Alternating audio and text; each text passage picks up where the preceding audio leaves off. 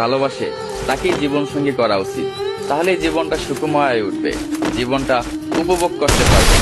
আর একটু ক্লিয়ার করে বলি, মনে করেন আপনার একটা নৌকা আছে, নদী পার হবে। নদীর কিনারায় দুইজন ব্যক্তি দাঁড়িয়ে আছে। একজনকে আপনি প্রচন্ড ভাবে ভালোবাসেন, যাকে নিয়ে আপনার শত শত স্বপ্ন ঘেরা, যাকে ছাড়া আপনি বাঁচবেন না। আর একজন ব্যক্তি যে আপনাকে প্রচন্ড ভাবে ভালোবাসে, আপনাকে নিয়ে তার শত শত স্বপ্ন ঘেরা, আপনাকে ছাড়া সে বাঁচবে না।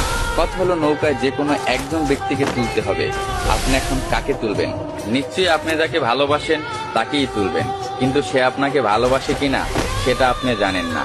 নদীর মাঝপথে যাওয়ার পর যদি নদীতে জ্বর হয়, তখন সে হয়তো নিজে বাঁচার জন্য আপনাকে নদীতে ফেলে দিতে পারে। তখন আপনি ডুইবা মরবেন, আপনি সাতটাইয়াও কিনার পাবেন না। তখন আপনি বুঝতে পারবেন যে জীবনে কত বড় ভুলটা করছেন।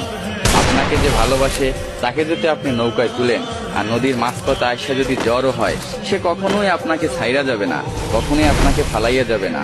বাঁচতে হইলে দুজন একসাথে বাঁচবে, মরতে হইলে দুজন একসাথে মরবে।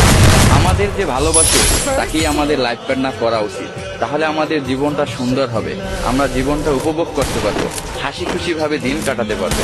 কিন্তু আমরা সবসময় ভুল সিদ্ধান্ত নিয়ে থাকি, যে কারণে আমাদের জীবনে এত দুঃখ, এত কষ্ট।